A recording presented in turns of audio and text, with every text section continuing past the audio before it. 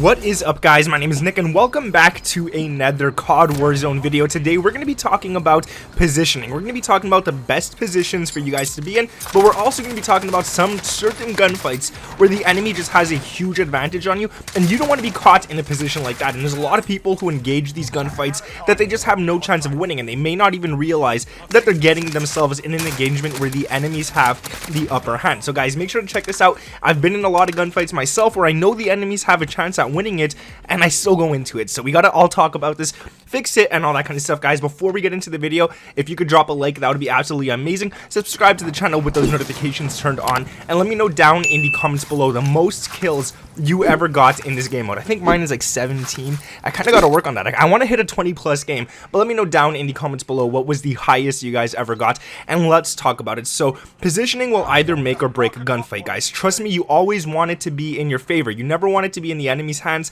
because then chances are you and your whole squad are gonna go down. But we're gonna talk about it. We're gonna talk about the best ones to help you guys win those gunfights, and the worst ones where you guys just don't want to engage whatsoever. You see the enemies, just leave, just let them be. It's okay, you can get them later on in the game. Now let's first talk about the non-engagements, the gunfights that you shouldn't even bother with, and I have a few good examples I want to talk about here. And one of them is when the enemies have the rooftop advantage, you always want to stay away, and there's a reason for that. They will always have an easier time targeting you guys, as your entire body is literally out in the open. They'll see you clearly, they'll see you guys every move you do, and when they take their shots down on you, chances are they're going to be hitting a lot of headshots, because they're going to be looking right down onto your head when you're under them and stuff. So make sure that you guys can either get behind cover or anything like that, just so that you don't take those shots. And even when you do hide behind cover, like a rock for example or something like that, they're still going to be able to see you, because yeah, you might be behind a rock, but they have an aerial view of you. They're going to see you clearly, so your head might still stick out.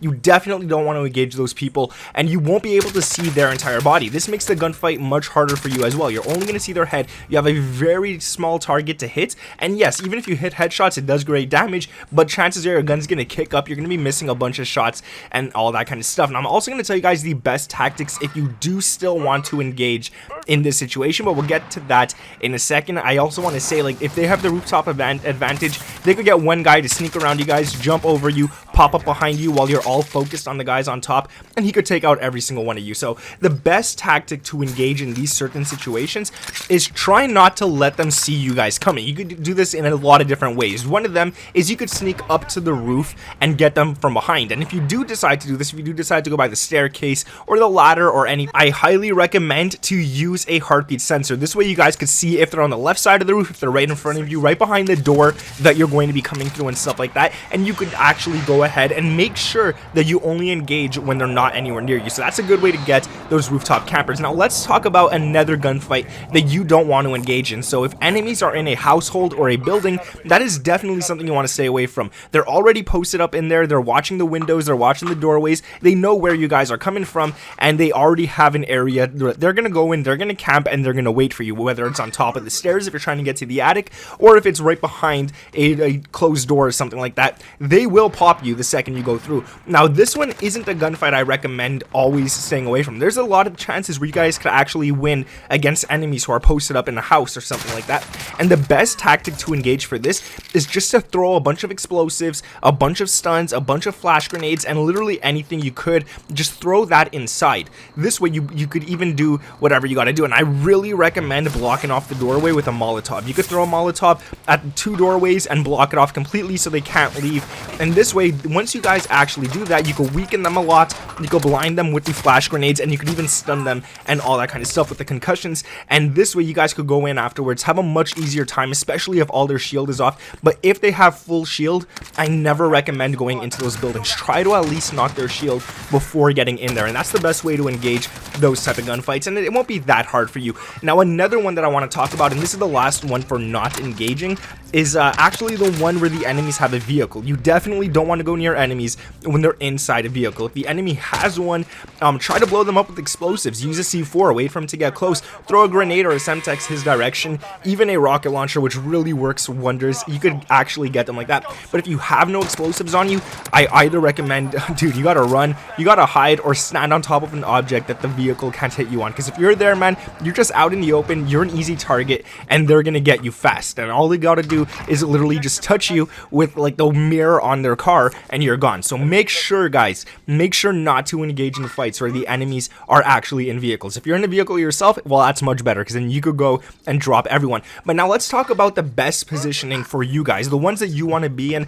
the ones that are going to give you a huge advantage over the enemies. And the first one I want to talk about is rooftops. I spoke about that one for the one that you don't want to engage. But now if you hold the highest roof in a certain area, if you're on the rooftop, you're doing really damn good. Just make sure to get to the highest one. If you're in the downtown area, don't stay on a roof that's mid-height and then everyone else is higher than you and they could drop you easily. Have someone on your team use a sniper, especially if they're really good with it. If you don't have anyone and you're the good sniper, go ahead and use it yourself. And I really recommend having ARs when you're up there as well, so you guys could actually start shooting at people who are under you and making it a lot easier. And if there are people at longer distances, well, then you could easily take them out with the sniper and stuff like that, especially if you have a very good sniper on your team. Now, what do you do if it gets too hot and there's too many enemies coming near you, not just one team? Let's say, for example, you're shooting at one team and then another one starts to come behind you shooting at you guys. Well, that's a position you don't want to be in. You don't want two dudes, two teams shooting at you from opposite directions. So one of them is, I recommend jumping off the roof and just parachuting out of there. Just get out of there. You'll probably get shot a few times in the air and you might have to sacrifice one of your teammates, but it's what you got to do. If not, you're probably just gonna die and stuff like that. Another one to do is to sneak down the building, and this is the one I like better. You guys could sneak down in the building, and as you're making your way down, hopefully the two enemy teams find each other and start shooting at each other, and then you could engage once they're weak. And another one that I really like to do is just bait the enemy. Stay on the rooftop, let them know you're there, but don't pop your head, don't show anything, don't show them signs that you're there. Wait for them to come up, and there's only so few areas that people could actually access the rooftop, whether it's through a ladder, whether it's through the staircase or something like that. And if you have your whole squad up there, you could literally watch every single one of those. So make sure that you guys do that as well. And my favorite one is sneaking down to the bottom and getting them all from there. I love it. And just always carry a heartbeat sensor. Like, that's the best thing in the entire game. You need that heartbeat sensor to get these people. Now, one of my favorite positions in the entire game, and this is one that I try to get every single end circle that actually ends on hilly areas, is to go to a tree-filled mountain. And this one is really good because it gives you a height advantage, a huge height advantage. The mountains get pretty high in this game, and you can see the enemies all trying to get there, especially once the circle gets smaller. They're all trying to get to the top, and you could pick them off easily. But not only that, if you start getting shot at, you could also hide behind rocks, hide behind trees, even go inside a bush and start healing yourself and stuff like that. Even if your teammate gets knocked, you could just go behind a tree and revive them easily, especially if the enemies are on the bottom or further off in the mountain. This is really good, perfect spot for long distance sniping, and perfect spot to try to get people trying to get up that mountain.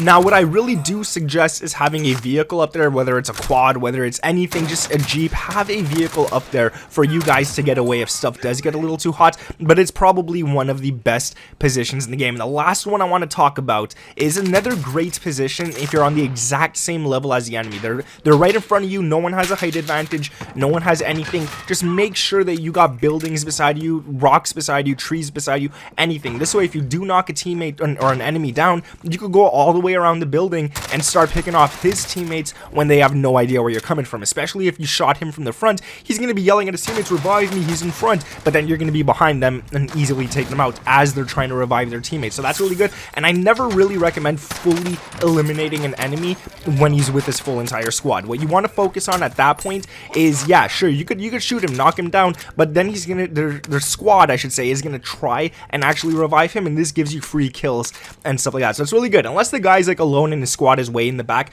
go ahead and fully eliminate him. But I mean, I don't know, I don't recommend doing it because you could get so many more kills if you just let him live and stuff like that. But that's the best positions to actually go for in the game, and the best ones to stay away from. So guys, you got to stay away from gunfights as well, especially ones that you have no chance at winning. If you guys did enjoy this video, make sure to drop a like, subscribe to the channel with those notifications turned on, and like I asked you guys earlier in the video, what is the most kills you guys have, whether it's in solos, whether it's in quads, whatever it is, let me know what that is down in the comments below. Hope you guys enjoyed this. I hope these tips actually help a bunch of you to get better players, and I mean, I don't want to go against you guys, especially if you do become better, but yeah, we're gonna leave it at that. Thank you for watching. My name is Nick, and I'll catch you in the next one. Peace.